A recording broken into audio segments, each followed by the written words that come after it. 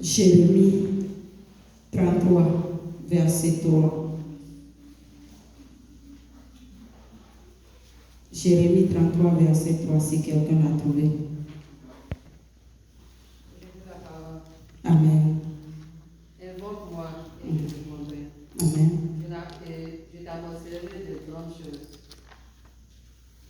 Je t'annoncerai de grandes choses, des choses cachées que tu n'as et que tu ne connais pas. Pardon, je lis encore avec une voix haute. Invoque-moi et je te répondrai. Je t'annoncerai des choses grandes, des choses cachées que tu ne connais pas. Amen. Encore une fois. Pardon, soyez attentifs à la parole de Dieu. Que personne ne dise que non, je connais ce verset, non. Dieu veut nous dire quelque chose ce matin. Amen. Jérémie 33, verset 3. Invoque-moi et je te répondrai. Je t'annoncerai des choses grandes, des choses cachées que tu ne connais pas. Amen. Nous tous, on va lire ce verset. Ouvrons notre bouche et lisons encore une fois. Regardez. 1, 2, 3. Invoque-moi et je te répondrai. Je t'annoncerai de grandes choses, des choses cachées que tu ne connais pas. Je n'ai pas entendu votre voix. 1, 2, 3. Invoque-moi et je te répondrai. Je t'annoncerai de grandes choses, des choses cachées que tu ne connais pas. La Bible a dit quoi? Invoquer. Ou bien invoquer. Pardon, allons directement dans Matthieu 27, verset 45 à 46. J'ai quelque chose de 10 minutes à faire et laisser le Saint-Esprit agir. Amen. Matthieu 27, verset 45. Matthieu 25, verset 45 to 46. Matthieu va dans les tables avec vos André, que blâne vos attentes, le blâne vos adé. Matthieu 27, versets 45 et 46. Soyons prêts, on va encore lire ça ensemble. Merci. Oui. Matthieu 27, verset 45 verset 45 Et 46. et 46. Depuis la 6e heure jusqu'à la 9e, il y a eu des ténèbres sur toute la terre. Et vers la 9e heure, Jésus s'écria d'une voix forte, Élie, Élie, lama sabachthani, c'est-à-dire, mon Dieu, pourquoi m'as-tu abandonné? Amen. Amen. On va encore lire ensemble, à haute voix. Depuis la 6e heure jusqu'à la 9e heure, il y eut des ténèbres sur toute la terre. Et vers la 9e heure, Jésus s'écria d'une voix forte, Élie, Élie, lama sabachthani. Amen. Amen. Matthew 27, verse 45 through 46. The word of God says, Now, from the 6 hours, there was a darkness all over the land unto the 9 hours. And about the 9 hours, Jesus cried with a loud voice. Please, if you have a marker, mark that place. Jesus cried out with a loud voice, saying, Eli, Eli, lama sabachthani. Hallelujah. Amen. That is to say, my God, why do you forsake me? In another version, it says, my Father, why do you forsake me? Hallelujah. Amen. On a lu Matthieu, on a lu Jérémie. Jérémie a dit, invoque-moi. Matthieu a dit, Jesus cried out, right, with a loud voice. Hallelujah. Amen. J'aimerais poser une seule question. Et je veux que tout le monde réponde à sa manière. Quelle est la différence entre la prière et l'invocation?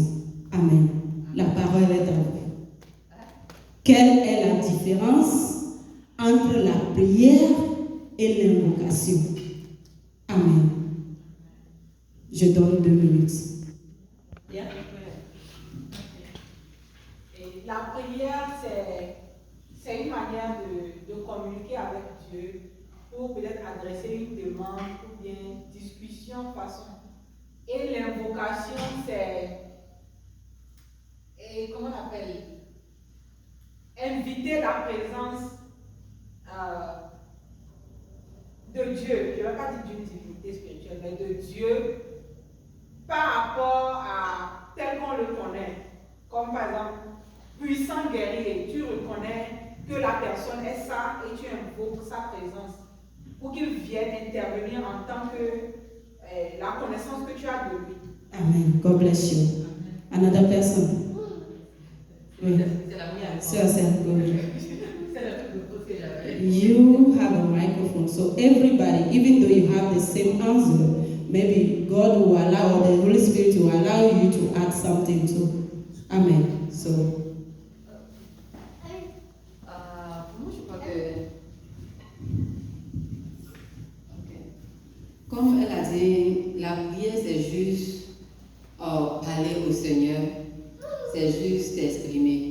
Mais invoquer le Seigneur, l'invoquer ces gens, appeler sa présence, l'appeler lui-même pour qu'il puisse prendre contrôle de ton corps, pour qu'il puisse prendre contrôle de ce moment.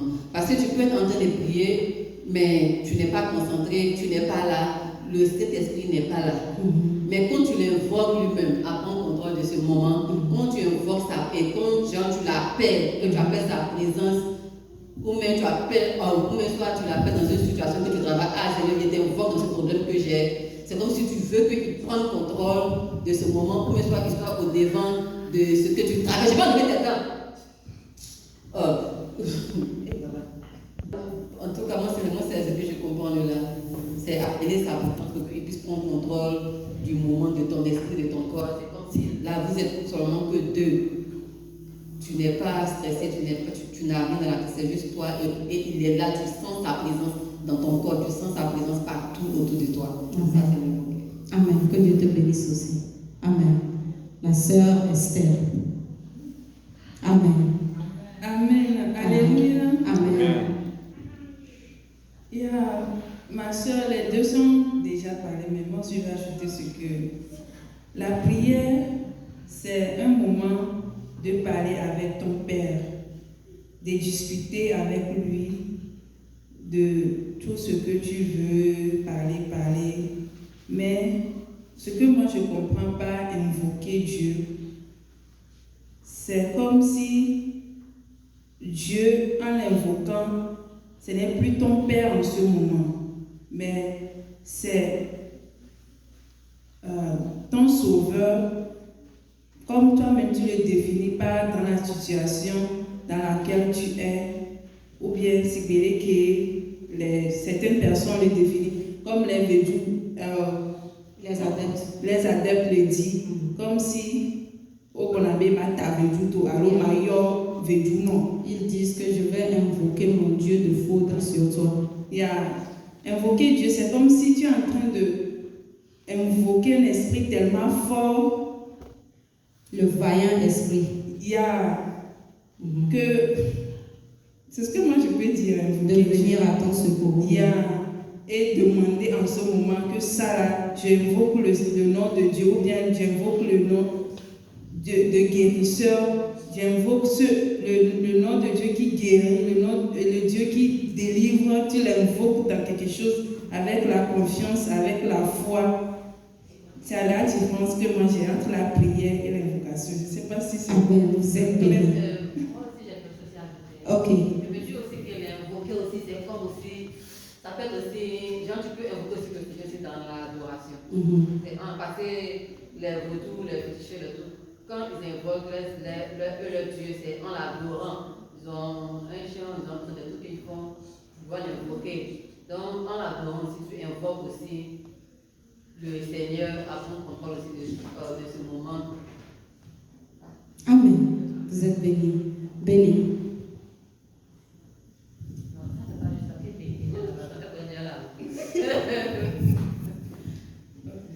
So prayer is communicating with God.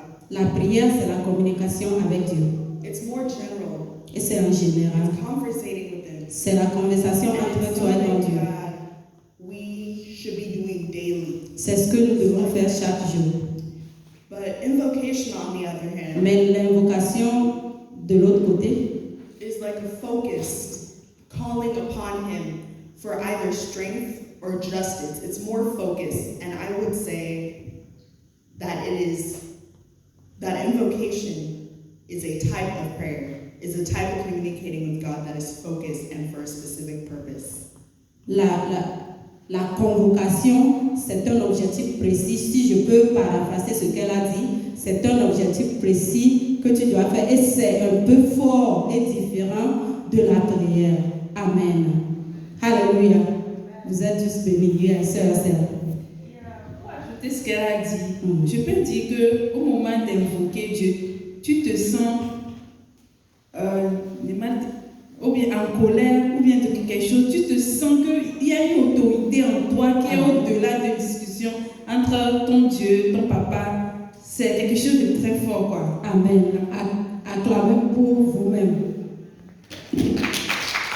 Alléluia. Dieu,